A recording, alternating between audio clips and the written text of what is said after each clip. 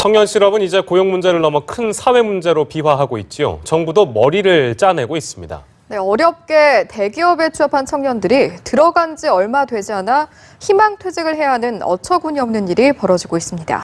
하지만 두산만의 일이 아니었습니다. 삼성물산, STX 조선해양, 포스코 플랜텍 등도 전 직원 대상 희망퇴직을 시행했거나 하고 있는 중입니다. 회사도 어려운 사정 탓에 어쩔 수 없이 내린 결정이라지만 바늘구멍 대기업 취업문을 뚫어 부러움을 샀던 젊은이들은 하루아침에 실직자가 돼 다시 취업 전선에 내몰렸습니다. 심각한 청년 실업의 실상을 짚어보는 연속기획 두 번째 순서입니다. 취업이 되지 않아 연애와 결혼, 출산을 포기한 청년층을 3포 세대라고 일컫는데요. 이젠 이른바 7포 세대라는 말까지 나오고 있습니다. 취업난이 심해지면서 연애와 결혼, 출산뿐 아니라 희망과 꿈마저 포기하는 7포 세대의 등장은 사회 전반의 위기로 다가오고 있습니다. 네, 흔히 길 가다 보면 두 집 건너 하나는 치킨집이고 그리고 또 세 집 건너 하나는 커피 전문점이나 병원이라고 하죠. 이렇게 길 가다 보면 많이 볼 수가 있는데요. 그만큼 병원, 치킨집이 넘쳐나고 있다는 얘기가 되겠죠. 이렇게 공급이 넘치다 보니까요. 살아남기도 점점 어려워지고 있습니다. 구조조정이나 은퇴 후에 가장 많이 뛰어드는 게 바로 치킨집인데요. KB금융지주 경영연구소 조사 결과를 보면요. 치킨 전문점 5곳 중에 4곳은 창업 후 10년 이내 문을 닫거나 휴업을 하는 것으로 나타났습니다. 치킨집 전체 점포 수가 2002년 16,000여 개에서 2011년 36,000여 개로 껑충 뛰었는데요. 평균 생존 기간을 보면 2.7년입니다. 그러니까 3년도 버티지 못하는 것으로 나타났습니다.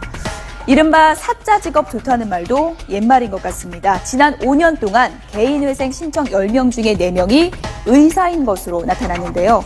경영난으로 문을 닫는 병원도 2009년에서 2012년까지 보면 17.6%가 증가했습니다. 20% 가까이 늘었다는 얘기죠.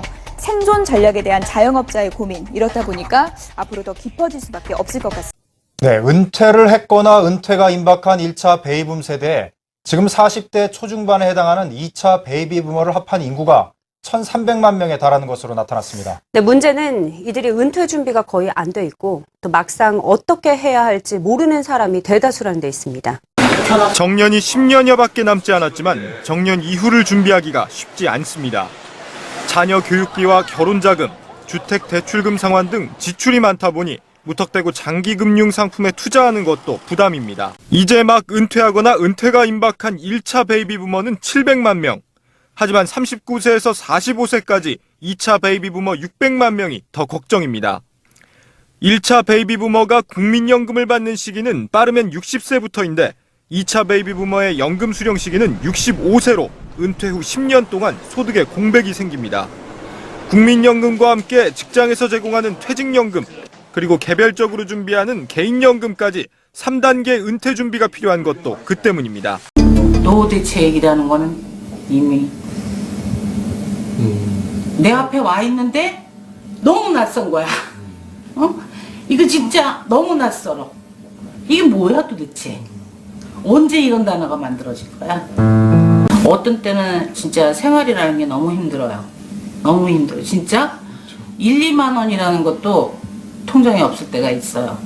그럴 때 진짜 막 뒤집어지죠. 속이 불안하고 진짜 막 어디 아픈 거 같고 괜히 막 아픈 거 같아요. 자녀에게 모든 것을 갖다가 다 올인을 하고 자기의 모든 걸 헌신을 다 하고서 어느 날 뒤를 돌아봤더니 나에게 남아있는 것이 무엇인지를 갖다가 생각하게 되죠.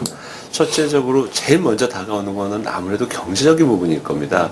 일단은 다 할 거 하고 내가 해준 걸 다 했는데 알고 봤더니 나에게 내 지갑에는 아무것도 남아있는 게 없죠. 그러니까 노후가 갑자기 불안해지고 초조하고 이제 아이들 다 컸는데 이제부터 나는 뭘 하고 살아야 되는가. 아이들에게 기댈 수도 없는 노릇이고 이 시대에 하기 때문에 점점 다 자기는 불안해지기 시작하고 더 나아가서는 내가 갑작스럽게 어떤 위기에 닥쳤을 때 어떻게 될까. 혹시라도 무슨 안 좋은 일이 생기거나 뭐 병이 걸렸을 때 어떻게 될까 하는 그런 불안이 시작되면서부터 점점 더 내가 왜 지금까지 이렇게 살았어야만 했을까 하는 어떤 회한이죠. 우리의 노후는 어떨까요? 수명은 길어지고 퇴직은 빨라지고 여러분 미래는 준비되셨습니까? 길게 잡아도 8년 뒤에는 정년. 평균 수명을 감안하면 30년을 특별한 소득 없이 살아야 하는 상황. 재무관리 전문가는 이대로라면 김 과장의 미래는 절망적이라며 적어도 연봉의 40%는 저축해야 한다고 말합니다. 지금 현재 가지고 있는 유지하고 계신 생활 수준들을 죄송한 이야기지만 1980년대 수준까지도 낮추셔야 됩니다. 만약에 그렇지 않다고 한다면요. 외람된 이야기지만 주변에서 많이 어려워하시는 폐지 주시고 본인의 모습이 그 모습이 될 수도 있습니다. 이런 절망적 상황에 대한 대비책은 간단하지만 실행은 어렵습니다. 경제가 성장하면 성장할수록 일자리는 점점 더 사라지는 이상한 역설을 경험하고 있습니다. 일자리를 둘러싼 전쟁은 이미 시작됐고 현재 진행 중입니다. 네, 이제 로봇은 단순히 반복 노동만 하는 존재가 아닙니다.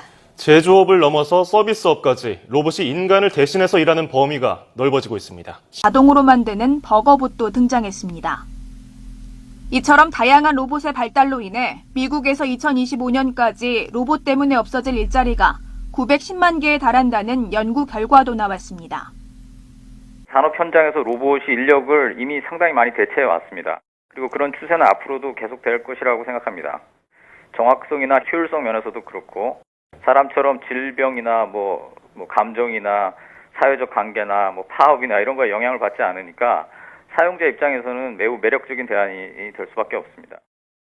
우리의 노후는 어떨까요? 수명은 길어지고 퇴직은 빨라지고 여러분 미래는 준비되셨습니까?